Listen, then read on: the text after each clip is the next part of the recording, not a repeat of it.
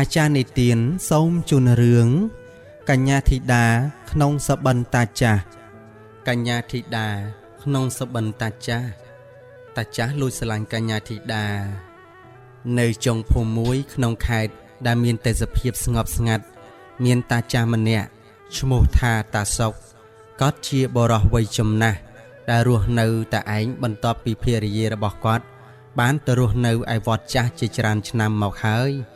ជីវិតប្រចាំថ្ងៃរបស់តាសុកគឺតែងធ្វើស្រែបន្តិចបន្តួចចិញ្ចឹមមាន់3-4ក្បាលហើយអង្គុយសម្លឹងមេឃនៅពេលថ្ងៃលិចថ្ងៃមួយកញ្ញាធីតាក្មេងស្រីវ័យក្មេងស្រស់ស្អាតដែលទៅផ្លាស់មករស់នៅទីភូមិនោះជាមួយម្ដាយរបស់នាងបានមកសុំទឹកពីតាសុកនាងមានភ្នែកភ្លឺថ្លាសំឡេងទន់ភ្លន់និងអាកប្បកិរិយាគោរពចំពោះមនុស្សចាស់តាសុកមើលនាងដោយចិត្តសប្បុរសប៉ុន្តែជ្រៅទៅក្នុងចិត្តគាត់មានអារម្មណ៍ចម្លែកមួយដែលគាត់មិនធ្លាប់មានពីមុនមិនមែនជាសេចក្តីស្រឡាញ់ដោយយុវវ័យទេប៉ុន្តែជាការចូលចិត្តនិងការសរសើរដល់ភាពស្រស់ស្អាតនិងភាពក្មេងស្រស់របស់នាងរាត្រីមួយបន្ទាប់ពីបានជួបកញ្ញាធីតានៅពេលថ្ងៃតាសុកបានគេងលក់ហើយក្នុងសុបិនគាត់ឃើញខ្លួនឯងคล้ายជាបុរសវ័យក្មេងវិញសក់ខ្មៅរូបរាងរឹងមាំ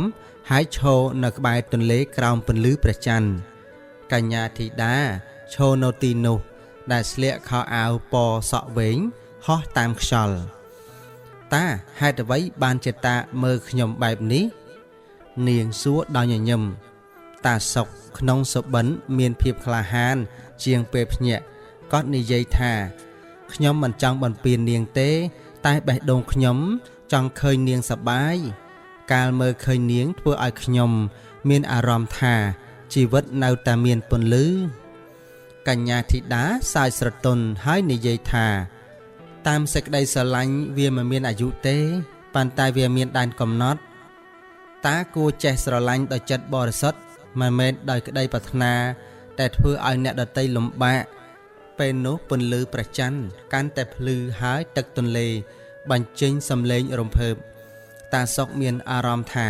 បេះដូងគាត់ស្រួលនិងស្ងប់ស្ងាត់ព្រឹកឡើងគាត់ភ្ញាក់ពីសុបិនដោយទឹកភ្នែកតិចនៅលើថ្ពាល់គាត់យល់ថាអារម្មណ៍ដែលគាត់មានចំពោះកញ្ញាធីតាគឺមិនមែនសេចក្តីស្រឡាញ់បែបគូស្នេហ៍ទេប៉ុន្តែជាការស្រឡាញ់បែបជីតាចំពោះចៅស្រីចាប់ពីថ្ងៃនោះមកតាសុកបានក្លាយជាមនុស្សដែលជួយគ្រួសារកញ្ញាធីតាដូចជាជីតាពិតគាត់បង្រៀននាងអំពីការដាំដំណាំប្រាប់រឿងបុរាណនិងឲ្យដំបូន្មានអំពីជីវិតកញ្ញាធីតាក៏គោរពនិងស្រឡាញ់គាត់ដូចជាជីតារបស់នាងផងដែរសុបិនមួយយប់បានបន្លឺបេះដូងតាចាស់ម្នាក់ឲ្យយល់ថាសេចក្តីស្រឡាញ់ពិតប្រាកដគឺមិនមែនការកាន់កាប់ប៉ុន្តែជាការចែករំលែកនិងការពារអ្នកដទៃដោយចិត្តស្មោះហើយចាប់ពីថ្ងៃនោះតទៅតាសុកមិនដែលមានសុបិនបែបនេះម្ដងទៀតទេព្រោះបេះដូងគាត់បានរកឃើញសន្តិភាពរួចហើយបន្ទាប់ពីយប់សុបិនដែលបានបំភ្លឺចិត្តតាសុកគិតថាបេះដូងខ្លួនឯងបានស្ងប់ស្ងាត់រួចហើយប៉ុន្តែមនុស្សយើងមិនអាចបញ្ជាចិត្តបានងាយដោយពាក្យនិយាយទេរាល់ពេលដែលគាត់ឃើញកញ្ញាធីតាមកដងទឹកឬញញឹមសួរសុខទុក្ខគាត់នៅតែមានអារម្មណ៍រីករាយជាងធម្មតាតាសុកចាប់ផ្ដើមយកចិត្តទុកដាក់លើរូបខ្លួនឯងជាងមុនគាត់លាងមុខលាងមាត់លាងដៃឲ្យស្អាតសិតសក់ឲ្យមានភ្លីរលេះរលោងហើយពេលខ្លះក៏ស្លៀកអាវថ្មីដែលគាត់បានរក្សាទុកជាយូរមកហើយអ្នកភូមិចាប់ផ្ដើមចាប់អារម្មណ៍ថាតាចាស់មើលទៅស្រស់ស្រាយខុសពីមុនប៉ុន្តែមានមនុស្សម្នាក់ដែលសង្កេតឃើញអ្វីច្បាស់ជាងគេគឺយាយម៉ាលីភរិយារបស់តាសុកដែលរស់នៅជាមួយគាត់ជាច្រើនទសវត្សរ៍យាយម៉ាលីមិនមែនជាមនុស្សងាយជឿទេនាងស្គាល់ប្តីរបស់នាងដូចដៃខ្លួនឯងរសៀលមួយខណៈដែលកញ្ញាធីតាមកយកបន្លែពីសួនតាសុកឈរបង្រៀននាងពីវិធីដាំដំណាំពួកគេចែករំលែកសំណាយសបាយ ពេលនោះយាយម៉ាលីឈរមើលពីចម្ងាយដោយមុខស្ងៀមស្ងាត់ប៉ុន្តែក្នុងចិត្តពោពេញទៅដោយសំណួរយប់នោះខណៈពេលកំពុងអង្គុយជិតភ្លើងអុជគឺចង្គៀងម៉ាំងសុងយាយម៉ាលីនិយាយដោយសំឡេងទន់ៗប៉ុន្តែមានអំណាចតាសុកអ្នកកំពុងលួចស្រឡាញ់ក្មេងស្រីមែនទេតាសុកភ្ញាក់ផ្អើលបេះដូងគាត់ញ័ររញ្ជួយគាត់បដិសេធភ្លាមប៉ុន្តែភ្នែកគាត់មិនអាចលាក់អារម្មណ៍បានទេយាយម៉ាលីគាត់មិនត្រឹមតែខឹងហើយនាងសម្លឹងមើលភ្លើងដែលកំពុងឆេះហើយនិយាយថាមនុស្សចាស់ក៏មានបេះដូងដូចគ្នាខ្ញុំមិនហាមឃាត់អារម្មណ៍ទេនាងសម្លឹងមើលចង្គៀងម៉ាំងសុងកំពុងតែឆេះនៅក្រោមផ្ទះហើយនិយាយថាមនុស្សចាស់ក៏មានបេះដូងដូចគ្នា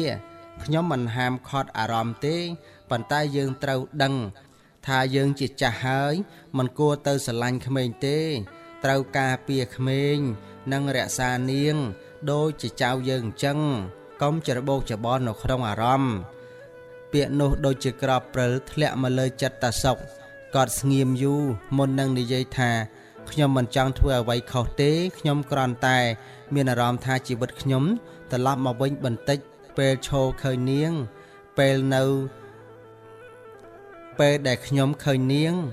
យាយម៉ាលីញញឹមសទន់បើជីវិតអ្នកត្រឡប់មកវិញនោះសូមឲ្យវាត្រឡប់មកសម្រាប់ខ្ញុំផងយើងនៅជាមួយគ្នាមកយូរមិនតិចជាងក្តីស្រមៃថ្មីយើងនៅជាមួយគ្នាយូរមកហើយរាប់សតវត្សក្តីស្រឡាញ់ក៏យើងឲ្យគ្នាយ៉ាងច្រើនដែរពេលនោះតាសុកមានអារម្មណ៍អៀននិងសោកស្ដាយគាត់យល់ថាក្នុងការស្វែងរកអារម្មណ៍ស្រស់ស្រាយថ្មីគាត់ស្ទើរតែភ្លេចមើលមនុស្សដែលនៅក្បែរគាត់ជាយូរមកហើយថ្ងៃបន្ទាប់តាសុកនិយាយជាមួយកញ្ញាធីតាដោយចិត្តច្បាស់លាស់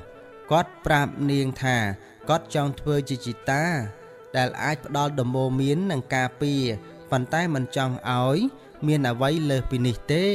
កញ្ញាធីតាយល់និងគោរពគាត់កាន់តែច្រើនចាប់ពីពេលនោះតាសុកចំណាយពេលជាមួយយាយម៉ាលីច្រើនជាងមុនពួកគេអង្គុយនិយាយអំពីអតីតកាលចែករំលែកសំណើចចាស់ហើយដើរលេងជាមួយគ្នាក្បែរស្រែពេលថ្ងៃលិចការលួចស្រឡាញ់បានคล้ายមកជាមេរៀនមួយយាយតាមតន់ប៉ុន្តែមិនមែនដើម្បីបំផ្លាញទំនាក់ទំនងទេតែដើម្បីរំលឹកថាសេចក្តីនៃស្រឡាញ់ពិតប្រាកដគឺជាការរក្សាអ្នកដែលនៅក្បែរយើងមិនមែនការរត់តាមអារម្មណ៍ឆាបឆេះនោះទេហើយក្នុងភូមិនោះតាសុកនិងយាយម៉ាលីក្លាយជាគំរូនៃគូស្នេហ៍វ័យចំណាស់ដែលបានឆ្លងកាត់សាកល្បងប៉ុន្តែបេះដូងនៅតែភ្ជាប់គ្នាដូចថ្ងៃដំបូងក្រោយពីបេះដូងបានស្ងប់ស្ងាត់និងគ្រួសាររឹងមាំឡើងវិញតាសុករស់នៅដោយភាពសុខដុមរមនាជាមួយយាយម៉ាលីកញ្ញាធីតាក៏កាន់តែជិតស្និទ្ធជាមួយពួកគេដូចជាចៅស្រីពិតៗម្នាក់មួយថ្ងៃល្ងាចខណៈពេលព្រះអាទិត្យកំពុងលិចពីជួរភ្នំខាងលិចតាសុកហៅកញ្ញាធីតាមកអង្គុយក្បែរគាត់ក្រោមដើមត្នោតចាស់មួយចៅធីតាតាសុកនិយាយដោយសំឡេងស្ងប់តាធ្លាប់ដឹងរឿងពីកំណប់មួយដែលលាក់នៅក្នុងព្រៃខាងជើងភូមិតើចៅចង់ទៅរកជាមួយតាដែរឬទេភ្នែកកញ្ញាធីតាបញ្ចេញពន្លឺភ្លឺថ្លាកំណប់មែនទេតាមានមាសឬក៏ក្របពេជ្រមែនតាសុកញញឹមបន្តិចអាចលើសពីនេះទៅទៀតប៉ុន្តែយើងត្រូវមានភាពក្លាហាននិងចិត្តស្មោះត្រង់ព្រឹកថ្ងៃបន្ទាប់ពួកគេក៏ចេញដំណើរចូលទៅក្នុងព្រៃយាយម៉ាលីផ្ដល់នំចំណីមានអំបុកនិងទឹកដោះគោស្រស់ឬនិងផ្លែត្របែកផ្លែត្នោតទុំសម្រាប់យកទៅផងហើយនាងប្រមានថាប្រយ័ត្នផងតាអើយកុំឲ្យចៅភ័យព្រៃខាងជើងភូមិមានដើមឈើខ្ពស់និងសំឡេងបាក់សីច្រៀងលាន់ឮខ្យល់ត្រជាក់ប៉ះមុខមកធ្វើឲ្យកញ្ញាធីតារីករាយតាសុកដើរយឺតប៉ុន្តែចំហៀនរឹងមាំពេលដើរទៅដល់កន្លែងមួយដែលមានដើមឈើធំជាងគេក្នុងព្រៃតាសុកឈប់ហើយចង្អុលទៅដើមឈើនោះនេះហើយជាកន្លែងដែលតាបានលាក់កំណប់តាំងពីនៅក្មេងគាត់និយាយកញ្ញាធីតាខំជួយជីកតា ជីកដីក្រោមដើមឈើបន្ទាប់ពីជីកមួយសន្ទុះពួកគេរកឃើញប្រអប់ឈើមួយតូចបេះដូងកញ្ញាធីតាត្រេតត្រាយដោយក្តីរំភើបពេលបើកប្រអប់មិនមានមាសឬក្របពេជ្រទេមានតែសៀវភៅចាស់មួយកន្សែងពណ៌សនិងរូបថតស្ត្រីវ័យក្មេងម្នាក់នេះជានរណាតាកញ្ញាធីតាសួរតាសុកមើលរូបថតដោយភ្នែកទន់ភ្លន់នេះជាយាយម៉ាលីពេលនាងនៅវ័យក្មេងកំណប់នេះមិនមែនជាវត្ថុមានតម្លៃលើទីផ្សារទេ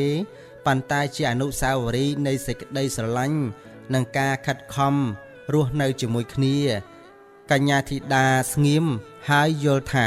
កំណប់ពិតប្រាកដគឺមិនមែនមាសប្រាក់ឡើយប៉ុន្តែជាការចងចាំនិងមេរៀនជីវិតតាសុកបន្តនិយាយថាតាចង់ឲ្យចៅដឹងថាកំណប់ពិតគឺចំណេះដឹងក្តីស្រមៃក្តីស្រឡាញ់និងមនុស្សដែលយើងថែរក្សាមាសអាចបាត់បង់បានប៉ុន្តែអនុស្សាវរីយ៍ល្អៗនឹងនៅជាមួយយើងជានិច្ចពេលត្រឡប់មកផ្ទះវិញកញ្ញាធីតារត់ទៅអោបយាយម៉ាលីហើយនិយាយថាយាយជាកំណប់ពិតរបស់តាយាយម៉ាលីសើចខណៈតាសុកញញឹមដោយចិត្តពោពេញទៅដោយមានមោទនភាពចាប់ពីថ្ងៃនោះទៅកញ្ញាធីតាមានទស្សនៈថ្មីអំពីជីវិតនាងខិតខំរៀនសូត្រនិងគោរពមនុស្សចាស់កាន់តែច្រើនហើយក្នុងព្រៃខាងជើងភូមិនោះកំណប់មួយបានត្រូវរកឃើញមិនមែនដោយសារមាសប្រាក់ទេប៉ុន្តែដោយសារបេះដូងដែលយល់ពីតម្លៃពិតនៃសេចក្តីស្រឡាញ់និងគ្រួសារបន្ទាប់ពីថ្ងៃដែលតាសុកនាំកញ្ញាធីតាទៅរកកំណប់អនុស្សាវរីយ៍ជីវិតរបស់នាងក៏ហាក់ដូចជាប្រែប្រួលបន្តិចម្ដងព្រៃខាងជើងភូមិដែលធ្លាប់ជាកន្លែងស្ងប់ស្ងាត់ឥឡូវនេះក្លាយជាកន្លែងពោពេញទៅដោយអត្ថន័យសម្រាប់នាងព្រឹកមួយខណៈកញ្ញាធីតាត្រឡប់ទៅព្រៃម្ដងទៀតដើម្បីយកផ្កាព្រៃមកតុបតែងផ្ទះយាយម៉ាលីនាងបានឮសំឡេងសត្វយំស្លឹកឈើនិងសំឡេងសេះរត់នាងដើរទៅមើលឃើញមនុស្សបរោះវ័យក្មេងម្នាក់កំពុងជួសជុលរទេះដែលជាប់ក្នុងភក់បរោះនោះមានមុខមាត់ស្អាតស្បែកស្រស់ស្អាតនិងភ្នែកមានមន្តស្នេហ៍ពេលគាត់ឃើញកញ្ញាធីតាគាត់ក៏ញញឹមស្រទន់សួស្ដីបងស្រីអាចជួយខ្ញុំរកដើមឈើរឹងមាំមួយដើម្បីទាញរទេះបានទេគាត់សួរដោយសំឡេងគួរឲ្យទុកចិត្តកញ្ញាធីតាមានអារម្មណ៍បេះដូងលោតលឿនជាងធម្មតាប៉ុន្តែនាងព្យាយាមរក្សាសភាពធម្មតានាងជួយគាត់រកដំបងរឹងមាំហើយជួយរុញរទេះចេញពីភក់ក្រោយពេលរទេះរួចផុតពីការជួបគាត់និយាយថាខ្ញុំឈ្មោះវិចិត្រខ្ញុំកំពុងធ្វើដំណើរទៅភូមិខាងត្បូងដើម្បីស្វែងរកដីសម្រាប់ដាំដំណាំកញ្ញាធីតាប្រាប់អំពីភូមិរបស់នាងនិងអំពីតាសុកដែលធ្លាប់នាំនាងមករកកំណប់ក្នុងព្រៃនេះវិចិត្រស្ដាប់ដោយចាប់អារម្មណ៍ហើយនិយាយថាកំណប់ពិតប្រាកដគឺជាការជួបមនុស្សល្អៗនៅក្នុងដំណើរជីវិតប្រហែលជាថ្ងៃនេះខ្ញុំបានរកឃើញមួយហើយពាក្យនេះធ្វើឲ្យកញ្ញាធីតាមុខក្រហមបន្តិចពួកគេអង្គុយជជែកគ្នាក្រោមដើមឈើធំមួយថ្ងៃដែលនាងជីកកំណប់ជាមួយតាសុកខ្យល់ត្រជាក់បក់មកប៉ះកាយានាងហើយសំឡេងបាក់សីតូចៗជាច្រើនបានច្រៀងអបអរសាទរពីថ្ងៃនោះមកវិចិត្រមកភូមិនោះញឹកញាប់ជាងមុនគាត់ជួយអ្នកភូមិធ្វើស្រែនិងសាងសង់របងតាសុកមើលឃើញភាពស្មោះត្រង់និងការខិតខំរបស់បុរសវ័យក្មេងនេះល្ងាចមួយសុកហៅវិចិត្រមកអង្គុយជិតភ្លើងបុរសក្មេង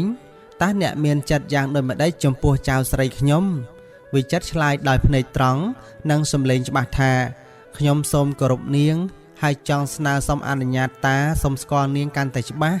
បើថ្ងៃណាមួយនាងយកព្រមខ្ញុំនឹងថែរក្សានាងដោយស្មោះត្រង់តាសុកញញឹមហើយគិតថានេះជាកំណប់ថ្មីមួយសម្រាប់កញ្ញាធីតាមិនមែនប្រអប់ឈើក្រោមដើមឈើទេប៉ុន្តែជាបេះដូងស្មោះរបស់បុរសម្នាក់ពេលប្រច័ណ្ឌឡើងខ្ពស់លើមេឃកញ្ញាធីតានិងវិចិត្រដើរជាមួយគ្នាក្បែរព្រៃពួកគេនិយាយអំពីសុបិនអនាគតនិងជីវិតដែលចង់សាងសង់រួមគ្នាសេចក្តីស្រឡាញ់របស់ពួកគេមិនមែនកើតឡើងដោយភ្លាមទេប៉ុន្តែធំធាត់បន្តិច ប៉ុន្តែធំធាត់បន្តិចម្ដងដូចជាដំណាំដែលត្រូវការពេលវេលានិងការថែទាំហើយតាសុកដែលធ្លាប់មានសុបិនចម្លែកមួយក៏យល់ថា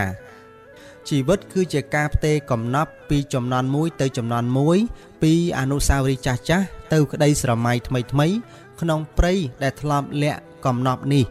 បានคล้ายទៅជាកន្លែងដែលក្តីស្រឡាញ់ថ្មីមួយបានចាប់ផ្ដើមឡើងពេលវេលាឆ្លងកាត់យ៉ាងលឿនដោយខ្យល់បក់កាត់វាលស្រែទំនាបក្តីស្រឡាញ់របស់កញ្ញាធីតានិងវិចិត្របានរីកលូតលាស់ដោយដំណាំដែលទទួលទឹកភ្លៀងគ្រប់គ្រាន់ពួកគេជួបគ្នាក្នុងព្រៃក្បែរដើមឈើធំដែលធ្លាប់លាក់កំណប់អនុស្សាវរីយ៍ហើយនិយាយអំពីអនាគតដែលពោពេញដោយក្តីសង្ឃឹមប៉ុន្តែជីវិតមិនតែងតែដើរតាមផ្លូវដែលបេះដូងចង់បានទេ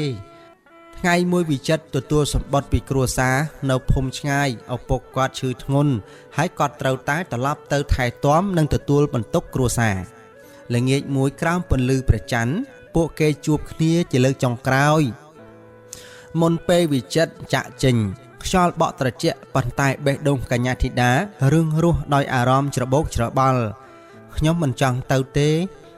វិចិត្រនិយាយដោយសំឡេងស្រទន់លួងលោមម្ចាស់ស្រីប៉ុន្តែខ្ញុំមិនអាចទុកគ្រួសារបានទេកញ្ញាធីតាញញឹមស្រទន់ទោះបីភ្នែកនាងពោពេញទៅដោយទឹកភ្នែកក៏ដោយក្តីស្រឡាញ់ពិតមិនមែនជាការកាន់កាប់ទេបើអ្នកត្រូវទៅ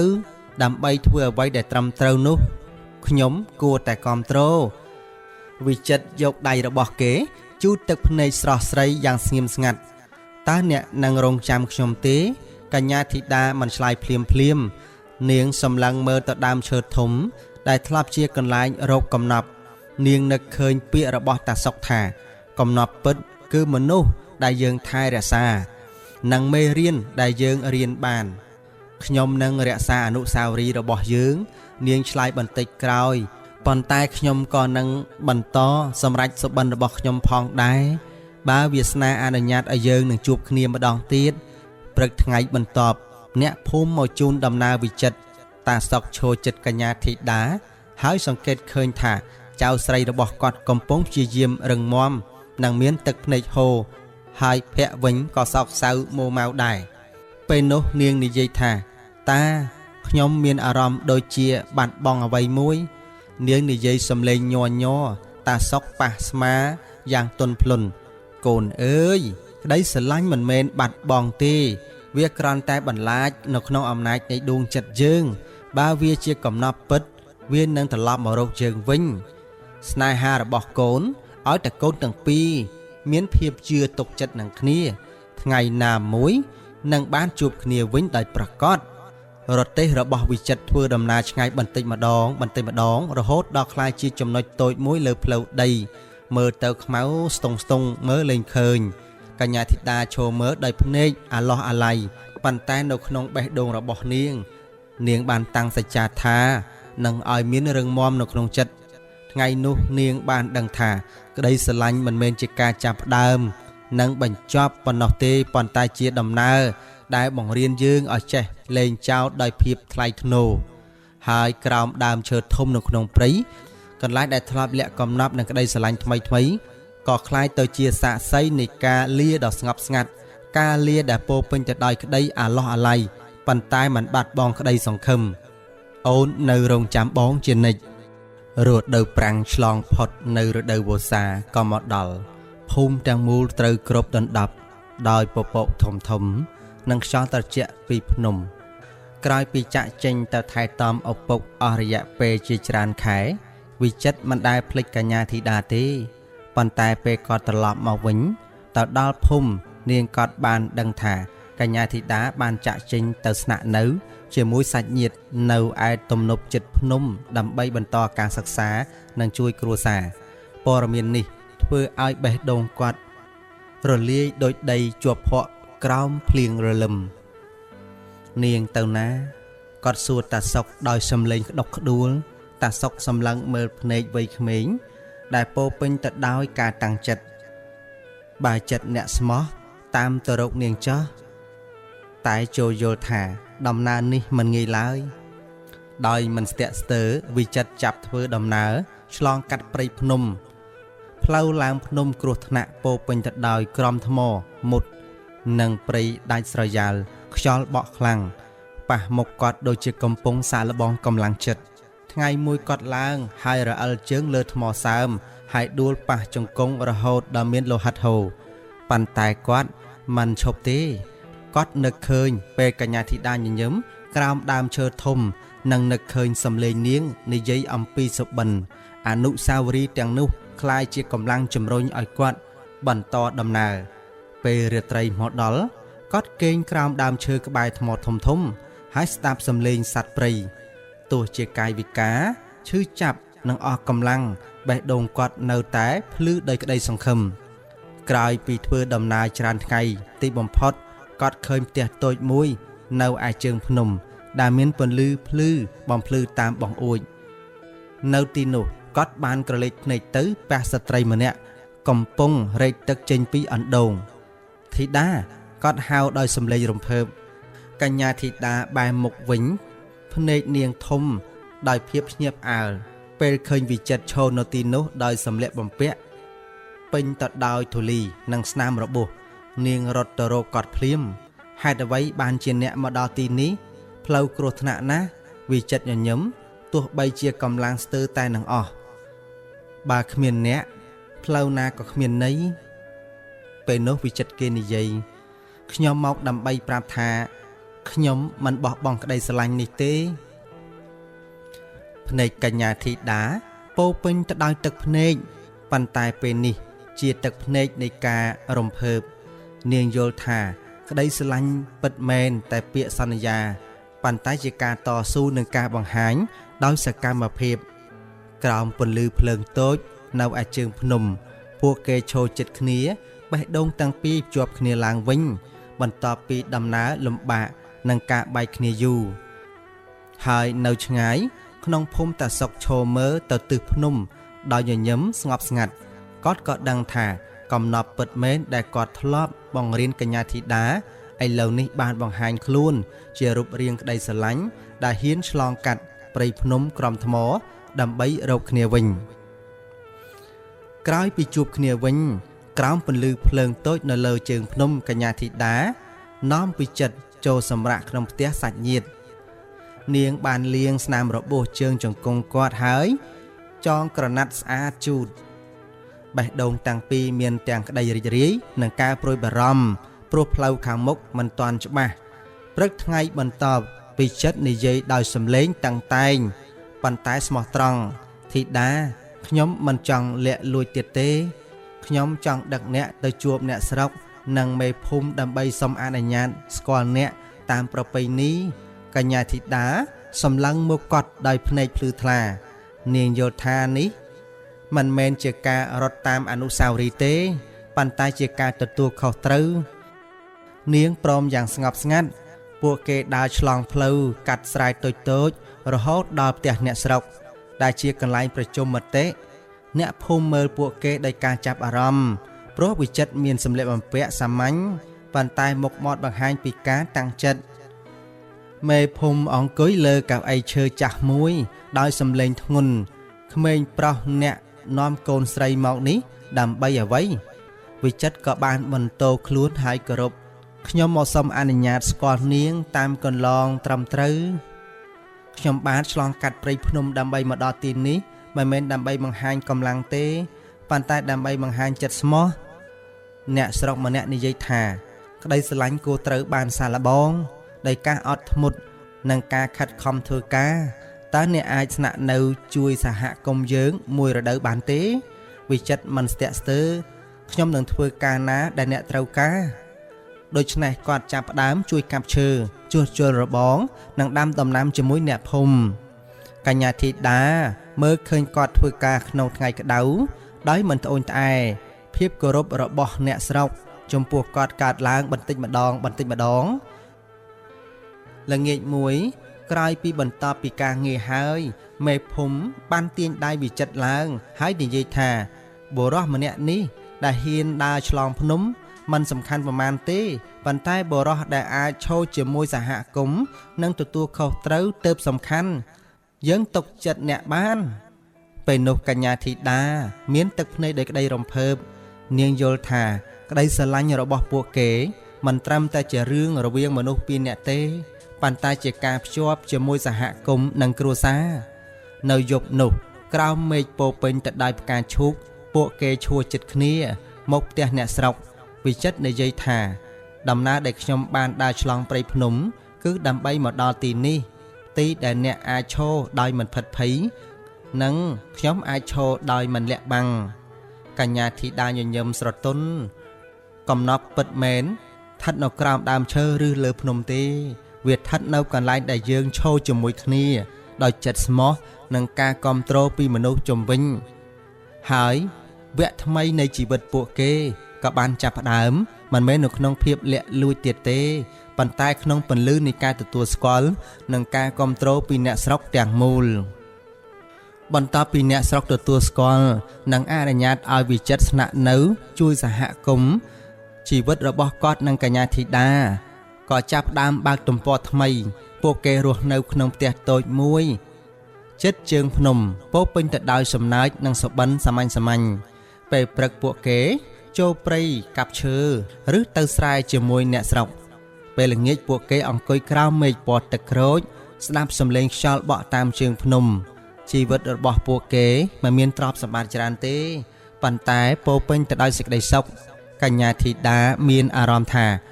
កំណប់ដែលនាងធ្លាប់ស្វែងរកបានคล้ายជាការពិតមែនជាប្រអប់ឈើក្រោមដើមឈើទៀតប៉ុន្តែជាបុរសម្នាក់ដែលឈរជាមួយនាងក្នុងពេលលំបាកនិងពេលសប្បាយប៉ុន្តែជីវិតធម្មជាតិអ្នកបង្កើតមកវាមិនអាចឈប់សាកល្បងមនុស្សទេក្នុងថ្ងៃមួយមានអ្នកដំណើរមកពីភូមិចាស់របស់វិចិត្រនាំដំណឹងមួយដែលធ្វើឲ្យបេះដូងគាត់ធ្ងន់ធ្ងរឪពុកគាត់ឈឺធ្ងន់ម្ដងទៀតហើយស្ថានភាពគ្រួសារកំពុងជួបបញ្ហាធ្ងន់ធ្ងរយប់នោះវិចិត្រអង្គុយស្ងៀមមើលភ្លើងអុជនៅមុខផ្ទះកញ្ញាធីតាសង្កេតឃើញភាពព្រួយបារម្ភក្នុងភ្នែកគាត់អ្នកត្រូវតែទៅវិញមែនទេនាងសួរដោយសំឡេងស្រទន់វិចិត្រដកដង្ហើមវែងខ្ញុំមិនចង់ចាក់ចេញពីអ្នកទេ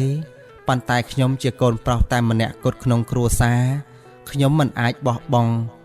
កាតព្វកិច្ចនេះបានឡើយសេចក្តីសោកសៅពោពេញដោយក្នុងបេះដូងកញ្ញាធីតាប៉ុន្តែនាងមិនចង់ខ្លាយជាអ្វីដែលរារាំងគាត់ពីកាតព្វកិច្ចនេះទេទៅចោះនាងនិយាយដោយទឹកភ្នែកសើមតិចបើសេចក្តីស្រឡាញ់យើងពិតវានឹងមិនរលាយដោយចម្ងាយឡើយព្រឹកថ្ងៃបន្ទាប់អ្នកស្រុកមកជូនដំណើរវិចិត្រមួយសារទៀតផ្លូវចេញដំណើរពីភូមិដែលធ្លាប់ជាផ្លូវនាំមកនៅក្តីសង្ឃឹមឥឡូវคล้ายជាផ្លូវនាំទៅការបែកគ្នាវិចិត្រប្រាប់កញ្ញាធីតាជាលើកចុងក្រោយខ្ញុំនឹងត្រឡប់មកវិញមិនថាត្រូវរងចាំយូរប៉ុណ្ណាក្តីស្រឡាញ់របស់ខ្ញុំមិនប្រែប្រួលទេនាងញញឹមស្រទន់ទោះបីជាទឹកភ្នែកហូរតាមថ្ពាល់ខ្ញុំនឹងរក្សាខ្លួនឯងនិងក្តីសង្ឃឹមនេះតែបើថ្ងៃណាមួយអ្នកមិនអាចត្រឡប់មកវិញបានទេសូមកុំស្ដាយក្រោយព្រោះអ្វីដែលយើងមានរួមគ្នានឹងមិនមានន័យឡើយរទេះរបស់វិចិត្រធ្វើដំណើរឆ្ងាយបន្តិចម្ដងលើភ្នំមានពពកស្រអាប់ដូចជាអារម្មណ៍ក្នុងចិត្តនាងកញ្ញាធីតាឈរមើលរូបគេ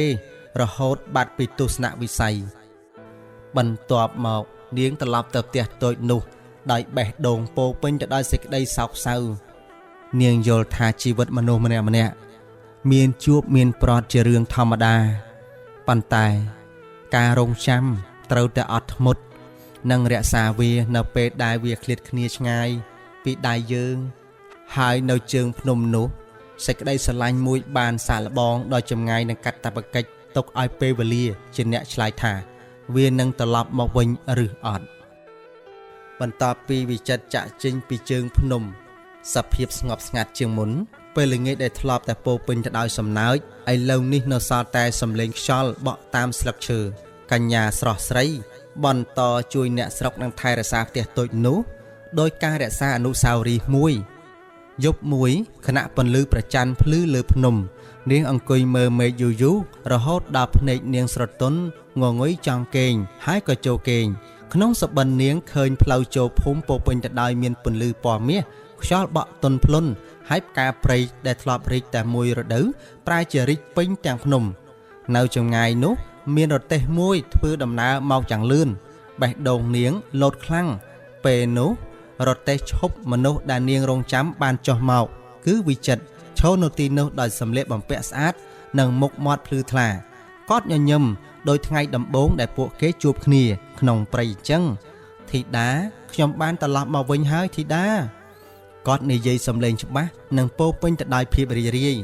នាងរត់ទៅរកគាត់ដោយអារម្មណ៍ដូចជាក្តីសោកសៅទាំងអស់ត្រូវបានរលាយបញ្ចូលគ្នាក្នុងភ្នំដែលធ្លាប់ស្រអាប់ប្រែជាស្រស់បំប្រងអ្នកស្រុកចេញមកអបអរសាទរហើយសំឡេងសាច់លន់ឮពេញភូមិវិចិត្រចាប់ដៃនាងហើយនិយាយថា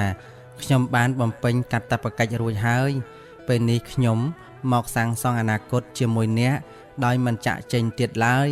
ភ្លាមនោះខ្យល់បក់ខ្លាំងមួយធ្វើឲ្យផ្កាព្រៃហោះឡើងទៅលើមេឃ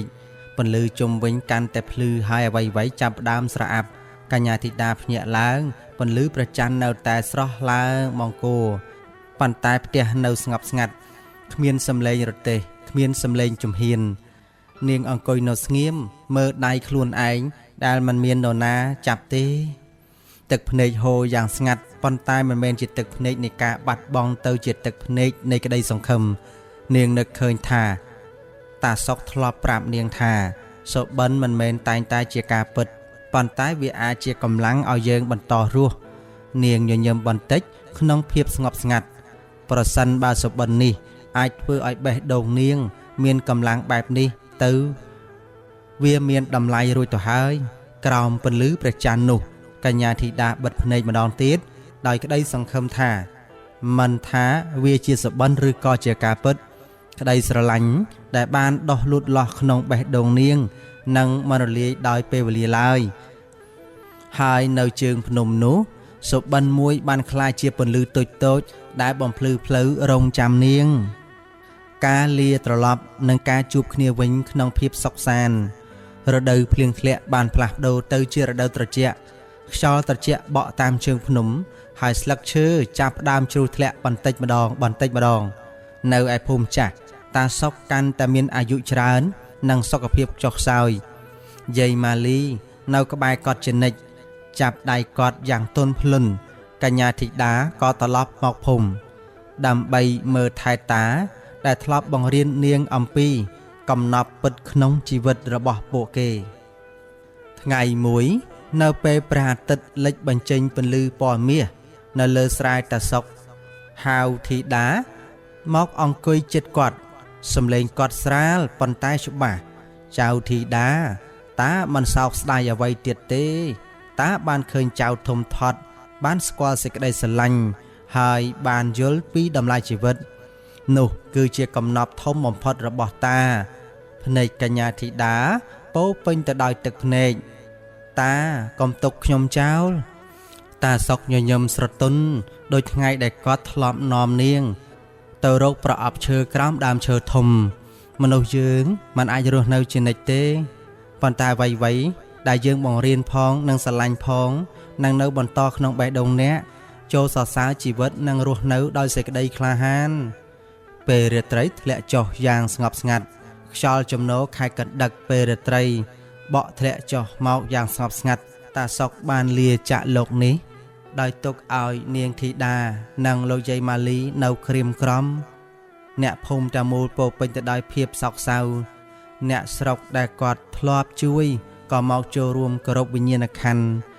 យាយម៉ាលីអង្គុយស្ងៀមប៉ុន្តែក្នុងភ្នែកនាង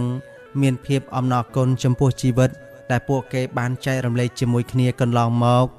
នៅថ្ងៃបុណ្យសពមានរទេះមួយមកដល់ពីចម្ងាយកញ្ញាធីតាសម្លឹងមើលមុខហើយបេះដូងនាងលោតខ្លាំងវិចិត្របានត្រឡប់មកវិញក៏ចុះពីរទេះដោយមុខពោពេញទៅដោយការគោរពនិងសេចក្តីសោកសៅគាត់ដើរមកក្បែរនាងហើយនិយាយសំឡេងស្រាលថាខ្ញុំបានឮដំណឹងខ្ញុំមកដើម្បីគោរពបរិសដែលបានបង្រៀនអ្នកអំពីកំណប់ពិតជីវិតពិតតេតភាពនៃការរស់នៅសុជីវធម៌គុណធម៌សីលធម៌ទៅរស់នៅជុំចិត្តជាមួយអ្នកចិត្តខាងបានហើយក៏បានបង្រៀនខ្ញុំផងដែរនៅរឿងរ៉ាវជីវិតពិត កញ្ញាធីតាមើលគាត់ដោយទឹកភ្នែកហូរប៉ុន្តែមានស្នាមញញឹមលាក់នៅក្នុងនោះនៅពេលសពត្រូវបានបញ្ចុះក្រោមពន្លឺថ្ងៃបានបញ្ចេញលើភ្នូរថ្មីដូចជាសញ្ញានៃការចាប់ផ្ដើមថ្មីមួយក្រោយពីពិធីបុណ្យសពវិចិត្រនៅជាមួយអ្នកភូមិមិនមែនជាភ្ញៀវទៀតទេប៉ុន្តែជាអ្នកដែលមានទីតាំងក្នុងសហគមន៍គាត់ឈរចិត្តកញ្ញាធីតានៅក្រោមដើមឈើធំដែលធ្លាប់ជាកន្លែងលាក់កំណប់ខ្ញុំមិនចង់បាត់បង់អ្នកម្ដងទៀតទេគាត់និយាយដោយសំឡេងមើងម៉ាត់ខ្ញុំបានបំពេញកាតព្វកិច្ចរបស់ខ្ញុំរួចហើយបើអ្នកនៅតែព្រមឲ្យខ្ញុំចង់សាងសង់អនាគតនៅទីនេះកន្លែងនេះដែលតាបានទុកអនុស្សាវរីយ៍កញ្ញាធីតាសម្លឹងមើលភ្នូរតាហើយនឹកឃើញតាពាក្យចុងក្រោយរបស់គាត់នាងយល់ថាការសោកសៅមិនមែនជាចុងបញ្ចប់ទេប៉ុន្តែជាផ្លូវឆ្ពោះទៅកាន់ការរឹងមាំនាងចាប់ដៃវិចិត្រយ៉ាងស្ងប់ស្ងាត់យើងនឹងរស់នៅដោយក្តីសង្ឃឹមដោយដែលតាបានប្រដៅខ្យល់បក់ស្រាលតាមស្លឹកឈើហាក់ដូចជាសំឡេងអធិដ្ឋាននៅក្រោមមេឃស្រស់នោះកញ្ញាធីតានិងវិចិត្រឈរជាមួយគ្នាមិនមែននៅក្នុងភាពសោកសៅតែមួយទេប៉ុន្តែក្នុងភាពសុខសាន្តនិងការចាប់ដើមថ្មីជីវិតថ្មីកំណត់ពិតដែលតាសុកបានបង្រៀននោះគឺជាក្តីស្រឡាញ់ការលះបង់និងការបន្តរស់នៅដោយចិត្តក្លាហានហើយកំណត់នោះនឹងបន្តរស់នៅក្នុងបេះដូងពួកគេជានិច្ចតទៅរឿងកញ្ញាធីតាក្នុងសុបិនតាចាស់ចប់ដោយបរិបូរអាចារ្យនិទានសូមជូនរឿងសន្យាក្រោមពន្លឺព្រះអាទិត្យលិចស្រុកស្រែតូចមួយស្ថិតនៅចុងភូមិដែលព័ទ្ធជុំវិញដោយស្រែបៃតងនិងខ្យល់ត្រជាក់បក់ស្រាលពេលព្រះអាទិត្យកំពុងលិចពីលើភ្នំពន្លឺពណ៌មាសលាយក្រហមធ្វើឲ្យទេសភាពស្រុកស្រែស្ងប់ស្ងាត់ដូចគំនូរវិសាលឈរនៅលើខ្សាច់ចុងស្រែមើលទឹកស្រែរលោងភ្លឺចិត្តគេពោពេញទៅដោយសុបិននិងការស្ទាក់ស្ទើរថ្ងៃស្អែកគេត្រូវចាក់ចេញពីទីក្រុង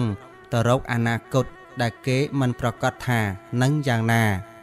ពីក្រោយគឺសុភានារីស្រុកស្រែដែលមានភ្នែកស្រស់និងស្នាមញញឹមសាមញ្ញនាងដើរមកយឺតដៃកាន់កន្ត្រកតូចមួយដែលមានអង្ករថ្មីនិងផ្កាព្រៃបងពិតជាចង់ទៅមែនទេសុភាសួរដោយសំឡេងទាបប៉ុន្តែពោពេញទៅដោយបារម្ភវិសាលមិនឆ្លើយភ្លាមគេដកដង្ហើមវែងមើលទៅឆ្ងាយហើយនិយាយថាបងត្រូវទៅសុភាបងចង់ឲ្យជីវិតយើងប្រសើរជាងនេះសុភាដកដង្ហើមផុតតិចនាងដឹងថាសុបិនរបស់វិសាលធំជាងស្រុកស្រែនេះប៉ុន្តែចិត្តនាងភ័យខ្លាចពេលវេលានិងទីក្រុងធំខ្លាចគេឆ្លក់ទឹកម៉ាស៊ីនភ្លេចអ្នកស្រែស្បែកខ្មៅប៉ុន្តែចិត្តមិនខ្មៅទេតែបងសន្យាបានទេនាងសួរដោយឆ្ងល់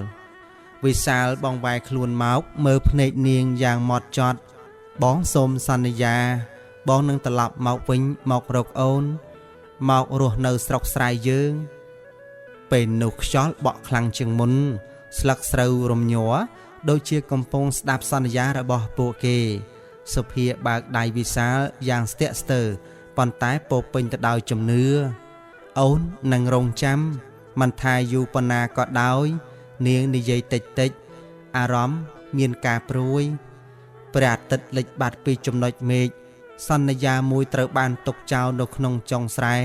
ដោយគ្មាននរណាដឹងថាវានឹងត្រូវរក្សាឬក៏បាត់បង់ទៅតាមពេលវេលាណាជំហានដំបូងនៃទីក្រុងព្រឹកចាក់ចេញមេឃនៅស្រុកស្រែមានអប្សរាស្រាលសំឡេងមករងាវនិងក្លិនស្រូវសើមធ្វើឲ្យវិសាលមានអារម្មណ៍ថាចិត្តត្រូវបានទាញឲ្យនៅសល់តែជើងវិញត្រូវដើរទៅមុខសុភាឈរនៅឯច្រកផ្លូវភូមិកាន់កាបូបតូចមួយដែលនាងដេកដោយដៃខ្លួនឯងអូនដាក់អង្ករបន្តិចនឹងខ្សែដៃនេះឲ្យបងកុំភ្លេចស្រុកស្រែនាងនិយាយដោយភ្នែកស្រទន់និងមានទឹកភ្នែកហូរដោយមិនដឹងខ្លួនវិសាលទទួលយកដៃរញ័របន្តិចបងមិនភ្លេចទេបងសន្យាឡានក្រុងចេញដំណើរបំបែកទេសភាពស្រុកស្រែពីភ្នែកគេយឺត វិសាលមើលតាមកញ្ចក់ក្រោយមើលឃើញសុភាតូចឡើងរហូតបាត់នៅក្នុងធូលីផ្លូវទីក្រុងធំមិនដូចអ្វីដែលគេគិត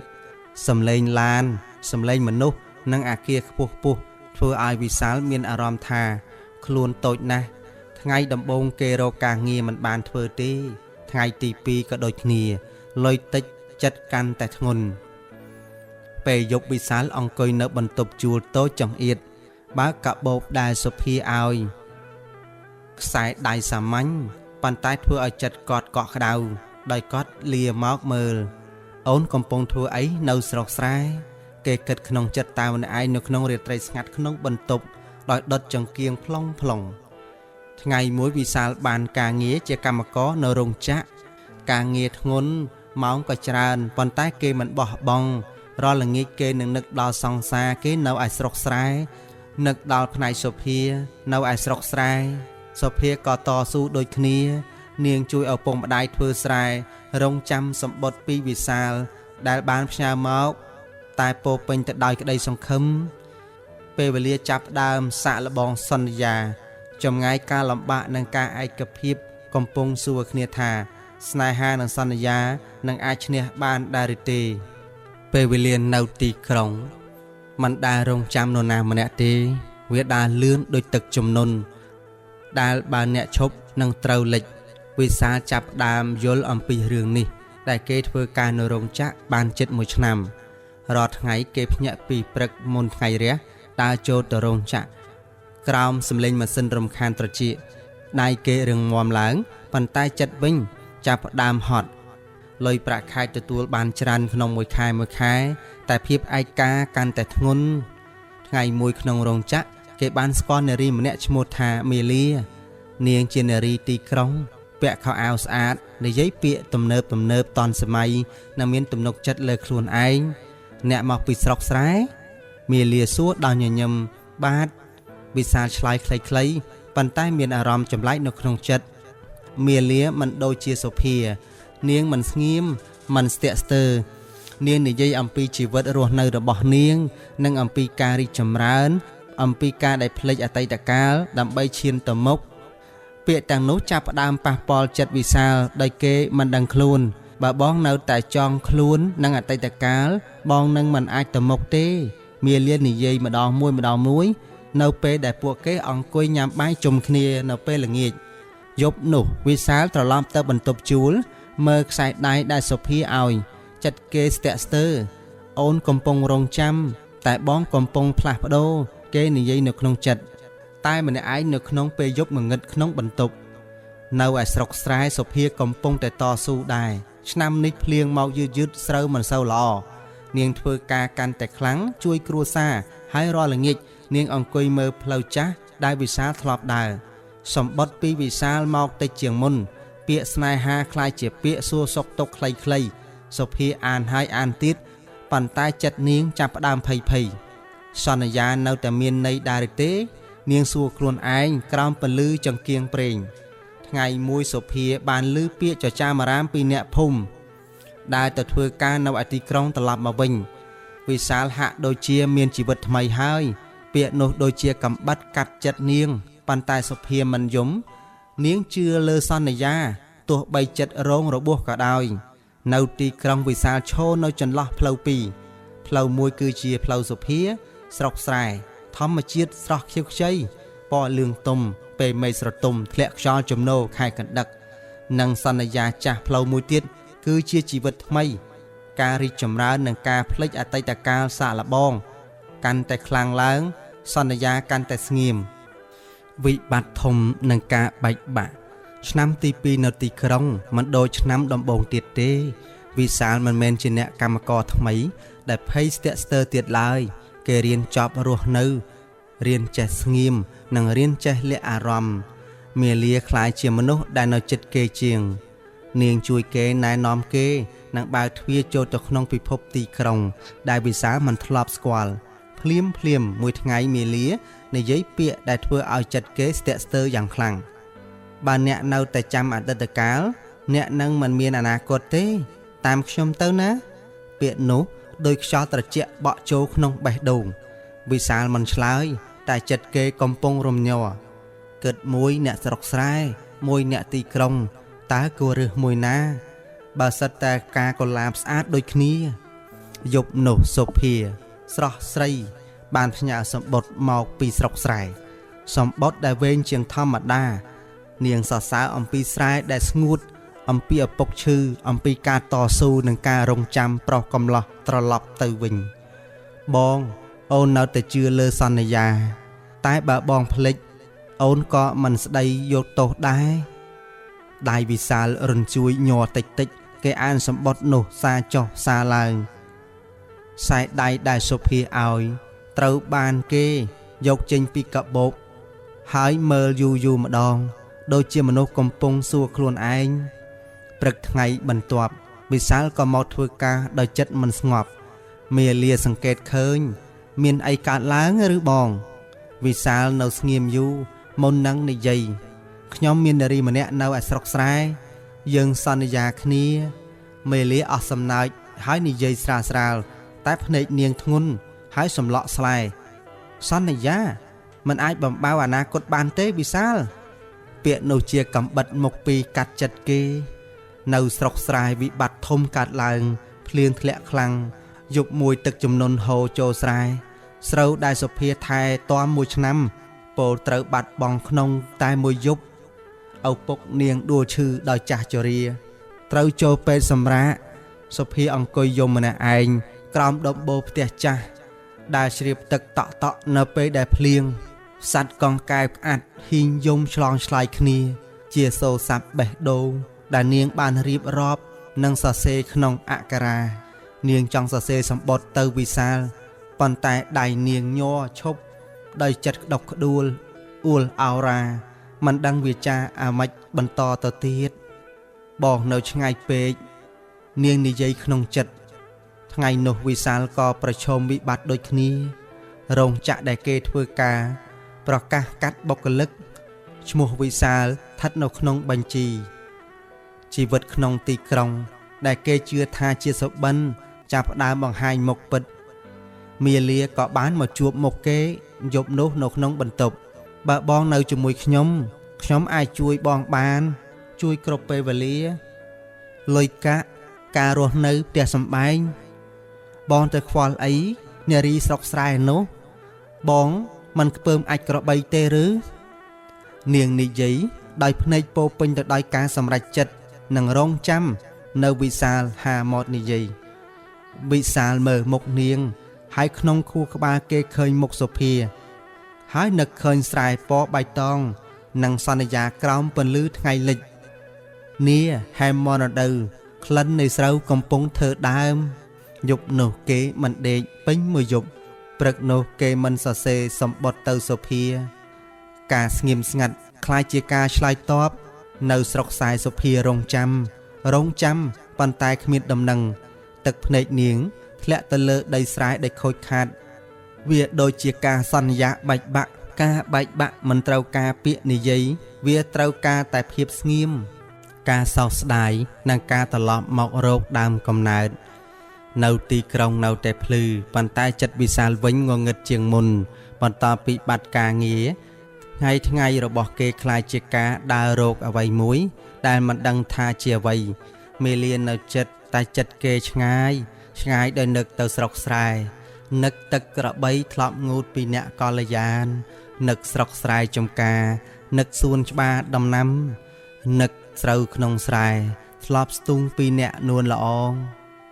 សំឡេងឡាននិងមនុស្សជុំវិញមិនអាចបំបត្តិសំឡេងមួយនៅក្នុងចិត្តគេបានឡើយសំឡេងស្រុកស្រែគឺជាសំឡេងធម្មជាតិសុទ្ធសាធយប់មួយវិសាលអង្គុយម្នាក់ឯងបើកកាបូបចាស់ខ្សែដៃដែលសុភានៅតែស្ថិតនៅទីនោះគេចាប់វាយួរមើលដោយសម្លឹងនេត្រាមុតស្រួចដោយកំពុងកាន់អតីតកាលទាំងមូលភ្លាមសម្បត្តិចាស់ធ្លាក់ចេញពាក្យស្រួលសាមញ្ញប៉ុន្តែពោពេញទៅដោយសេចក្តីជឿបងរងចាំអូនពាក្យនោះបំបែកបេះដូងគេវិសាលយំមិនមែនយំខ្លាំងទេប៉ុន្តែយំយូរដោយភ្លៀងធ្លាក់ពីលើដីស្រែស្ងួតព្រឹកបន្ទាប់គេជួបមាលាខ្ញុំត្រឡប់ទៅស្រុកស្រែវិញវិសាលនិយាយដោយសំឡេងធ្ងន់ មេលាស្ងៀមមុននឹងញញឹមបើសិនជាការសម្រេចចិត្តរបស់បងត្រឹមត្រូវហើយបងទៅចោះខ្ញុំមិនថាអីទេនាងមេលានិយាយរួចក៏ដើរគេចចេញទៅបន្សល់នៅវិសាលឲ្យអង្គុយត្រមោះត្រមោចតែម្នាក់ឯងនៅអារៀនហាលក្បែរផ្ទះជួលឡានក្រុងបើកចេញដំណើរពីទីក្រុងដោយថ្ងៃដែលគេចាក់ចេញមុនថ្ងៃនេះមិនមែនទៅរកសបិនគេទៅរកការពិតផ្លូវវែងបេះដូងធ្ងន់តែដង្ហើមស្រាលនៅឯស្រុកស្រែទេសភាពមិនដូចមុនទៀតទេស្រែខ្លះដីស្ងួតស្រែខ្លះដីសើមខ្លះទៅនឹងដាំឡើងវិញផ្ទះសុភាស្ងាត់ជាងមុនវិសាលឈរនៅចុងភូមិចិត្តញ័ររញ្ជួយដោយការដែលគេចាក់ចេញពីភូមិគេឃើញសុភាមានគីឡូស្គមជាងមុនតែភ្នែកនៅតែស្រស់ញញឹមក៏នៅតែស្រស់សម្រស់នៅតែបានចិញ្ចើមងខ្វង់ដើមទ្រូងមូលខ្លំត្រកៀកឡើងសាយនាងឈប់ដើរពេលឃើញគេពេលវេលាហាក់ដូចជាឈប់នាងទុញងក់បងត្រឡប់មកវិញហើយសុភាសួរសំឡេងស្រាលហើយគេក៏បាននិយាយថាបងមកយឺតពេកបងសុំទោសណាសុភាមិនយំនាងញញឹមតិចញញឹមដែលមានទាំងរបួសនិងការអត់ធន់អូនមិនស្ដីទោសទេតែសន្យាវាឈឺណាស់វិសាលមិនមានពាក្យណាអាចជួសជុលអ្វីបានទេគេគ្រាន់តែឈរនៅទីនោះនៅលើដីកំណើតដឹងថាការត្រឡប់មកមិនមែនមានន័យថាអ្វីត្រូវបានសងវិញភ្លាមឡើយល្ងាចនោះព្រះអាទិត្យហៀបនឹងអស់ស្ដង់គត់ដោយថ្ងៃមុនថ្ងៃនេះវិសាលមិនសន្យាថានឹងទៅណាទៀតទេគេគ្រាន់តែស្នាក់នៅដើម្បីទទួលផលនៃអ្វីដែលខ្លួនធ្វើការត្រឡប់មកមិនមែនជាចុងបញ្ចប់វាជាការចាប់ផ្ដើមនៃការទទួលខុសត្រូវពេលព្រឹកនៅស្រុកស្រែមិនដែលបញ្ញាបញ្ញាលដូចទីក្រុងទេសំឡេងមនរងាវខ្យល់បក់លើស្រូវខ្លីៗនិងពន្លឺថ្ងៃស្រាលធ្វើឲ្យវិសាលមានអារម្មណ៍ថាបេះដូងខ្លួនកំពុងដកដង្ហើមឡើងវិញគេនៅស្រុកស្រែជាមួយឪពុកម្ដាយជួយធ្វើស្រែជួសជុលផ្ទះនិងធ្វើអ្វីដែលគេធ្លាប់កិច្ចចេញពីវាដៃគេមិនស្អាតទេតែចិត្តគេស្ងប់ជាងមុនរាល់ថ្ងៃគេឃើញសុភាម្ដងម្កាលនៅពីចម្ងាយម្ដងម្កាលត្រឹមសួរសុខទុក្ខខ្លីៗមិនមានពាក្យស្នេហាមិនមានសន្យាប៉ុន្តែគឺការយកចិត្តដោយលួចសម្លោះសម្លឹងគ្នាល្ងាចមួយពេលព្រះអាទិត្យហៀបនឹងអស់ស្ដង់គត់សុភាដើរទៅចុងស្រែដូចធ្លាប់ដើរពីមុនវិសាលក៏ដើរតាមមិនមែនដើម្បីសន្យាតែដើម្បីនិយាយការពិតសុភាបងមិនសុំឲ្យអូនជឿបងទៀតទេវិសាលនិយាយសំឡេងទាបបងគ្រាន់តែចង់នៅទីនេះធ្វើការនិងទទួលខុសត្រូវមិនថាអូនជ្រើសរើសយ៉ាងណាសុភាក្រឡេកនេត្រាមើលទៅស្រែពណ៌បៃតងដែលកំពុងលូតលាស់ឡើងវិញ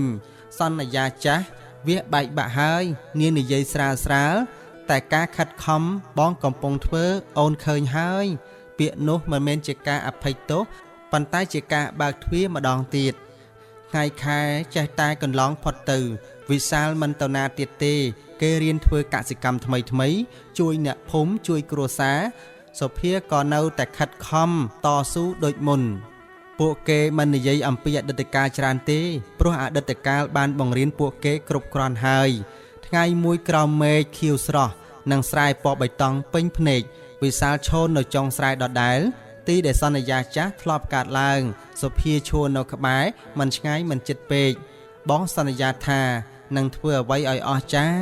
វិសាលនិយាយបងសន្យាត្រឹមតែមិនរត់ចេញពីទីនេះទៀតមានន័យថាបងមិនទៅណាចោលអូនទេ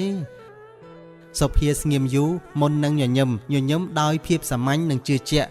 ដោយថ្ងៃដំបូងដែលពួកគេបានស្គាល់គ្នាសន្យាថ្មីមិនត្រូវការពាក្យធំទេនាងនិយាយថាត្រូវការតែការស្នាក់នៅខ្យល់បក់លើស្រូវដូចកំពុងឆ្លើយតបព្រះអាទិត្យលិចយឺតក្រោមមេឃស្រុកស្រែសន្យាថ្មីមិនត្រូវបានស្រែក